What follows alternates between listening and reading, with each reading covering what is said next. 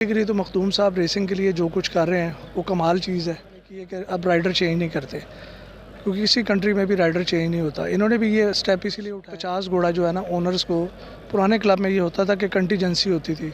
Contingency से मुराद ये होता है कि आधे पैसे क्लब डालता है, आधा ओनर डालता है। कई पुराने ओनर्स भी इसी वजह से ये रेसिंग को देख के कि जिस तरह रेसिंग के अंदर घोड़े ट्राई होते हैं, सारे घोड़े क्लोज, बेसिकली तो ये लॉन्ग डिस्टेंस की घोड़ी है। तो 7 फरलांग में हम यही समझते थे कि वो बाकी जो 2 घोड़े हैं उनकी निस्बत ये घोड़ी बहुत बेहतर है। तो उस हवाले से भी वो पीछे होल्डिंग सवारी करके बैठे हुए थे। बिलाल ने उस हिसाब से घोड़ी को, मतलब शुरू में जॉन सेना वो हैंड्स डाउन थे उसके, और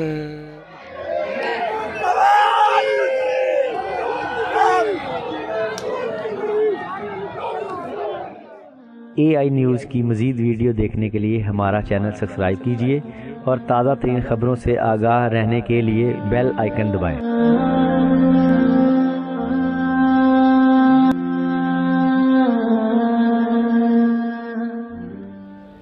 अस्सलाम वालेकुम नारिन, मैं हूं ताहिर सिंह और आप देख रहे हैं AI न्यूज़। डॉक्टर साहब मेरे साथ नदीम रज़ा साहब मौजूद हैं और नदीम रज़ा साहब सुंदरी के ट्रेनर हैं और सुंदरी अभी तक की सीज़न की सबसे बड़ी रेस आज जीती है। सीज़न स्टार्ट हो गया है, बड़ी रेसें भी शुरू हो गई हैं। तो नदीम रज़ा साहब बात करते हैं। तोरू खान कप इन्होंने जीता है। अस्सलाम वालेकुम। वालेकुम सलाम।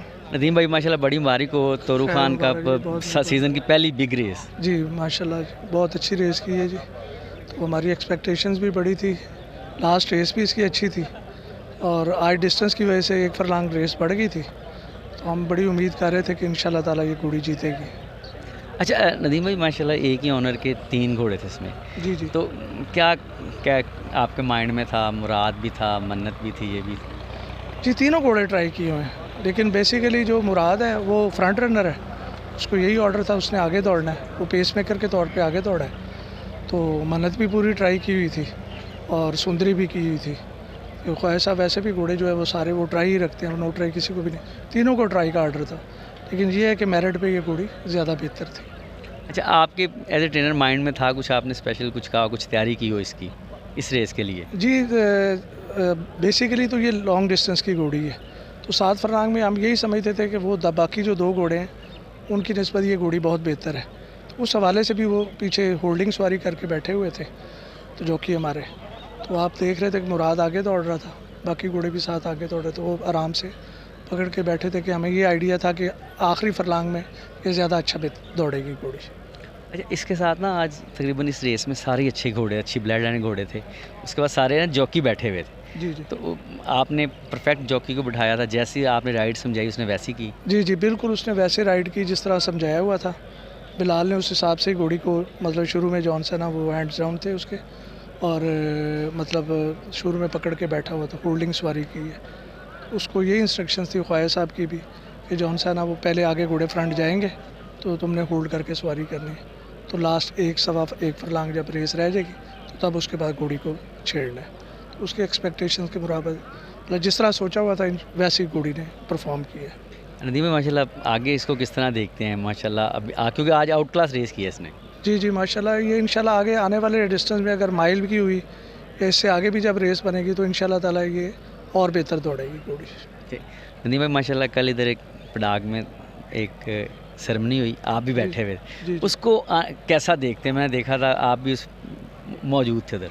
जी जी, वो बेसिकली तो मखदूम साहब रेसिंग के लिए जो कुछ कर रहे हैं वो कमाल चीज़ है कि अपनी तरफ से भी पैसे लगा रहे हैं। क्लब के हालांकि हालात बड़े फाइनेंशियली इतने अच्छे नहीं हैं, तो सब ने अपनी अपनी अच्छी तजावीज़ दी है। मेरी भी कुछ तजावीज़ थी, तो मैंने भी उस टाइम उनको यही कहा है कि घोड़े अब कम है, तो आप तकरीबन ऑलमोस्ट 50 घोड़ा जो है ना ओनर्स को, पुराने क्लब में ये होता था कि कंटीजेंसी होती थी।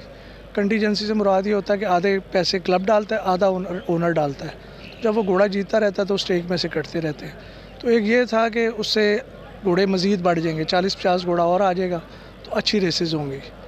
उसके अलावा भी जो मतलब कर रहे हैं मखदूम साहब, बहुत बेहतरीन कर रहे हैं। ख़ास तौर पे उन्होंने जो डर्बी की रेस 1 करोड़ रुपया की है, माशाल्लाह वो बड़ा ज़बरदस्त है पाकिस्तान की हिस्ट्री के अंदर। तो आने वाले वक्त में भी इंशाल्लाह ताला जिस तरीके से मखदूम साहब और उनकी टीम सारी चल रही है, हम आने वाले वक्त में हम ये समझते हैं कि इंशाल्लाह ताला रेस मज़ीद पीक पे जाएगी। यानी कि एकदम अच्छे हैं एज ए ट्रेनर, बहुत अच्छे, बहुत समझते हैं। जी जी, उन्होंने दूसरी स्टेकें भी बढ़ाने का ऐलान किया है कि नवंबर के अंदर इंशाल्लाह ताला ये तकरीबन 20% रेसें जो सी ना यूके के घोड़ों की भी बढ़ा रहे हैं। तो आने वाले वक्त में इंशाल्लाह ताला बहुत बेहतरी हो जाएगी। यानी कि जितने भी ऑनर हैं उनके लिए एक अच्छा साइन है मखदूम साहब की तरफ से। बहुत अच्छा है जी। कई पुराने ओनर्स भी इसी वजह से ये रेसिंग को देख के कि जिस तरह रेसिंग के अंदर घोड़े ट्राई होते हैं, सारे घोड़े क्लोज दौड़ते हैं, मतलब हर ओनर के लिए ये देखें सबसे बड़ी बात जो उन्होंने की है कि अब राइडर चेंज नहीं करते, क्योंकि किसी कंट्री में भी राइडर चेंज नहीं होता। इन्होंने भी ये स्टेप इसीलिए उठाया है कि हर राइडर को ये इंस्ट्रक्शन है कि तुमने घोड़ा पुल नहीं करना है, घोड़ा ट्राई करना है। तो ये बहुत अच्छी चीज़ है। आप देखें जितनी भी रेसें आज भी हुई हैं, सारे घोड़े ऑलमोस्ट ट्राई होते हैं जो चांस वाले होते हैं। तो ये बहुत अच्छी चीज़, बड़ी कामयाबी है इसमें। यानी कि ठीक है सारे मामला। बहुत अच्छा, माशाल्लाह बहुत अच्छा। आने वाले वक्त में इंशाल्लाह ताला उम्मीद रखते हैं कि मखदूम साहब, महमूद साहब, अपना परवेज़ हुसैन शाह साहब ये जॉनसन रेस के लिए बहुत बेहतरी करेंगे। चलें फिर इंशाल्लाह मुलाकात नदीम भाई, बड़ी मेहरबानी, थैंक यू भाई। Thank you.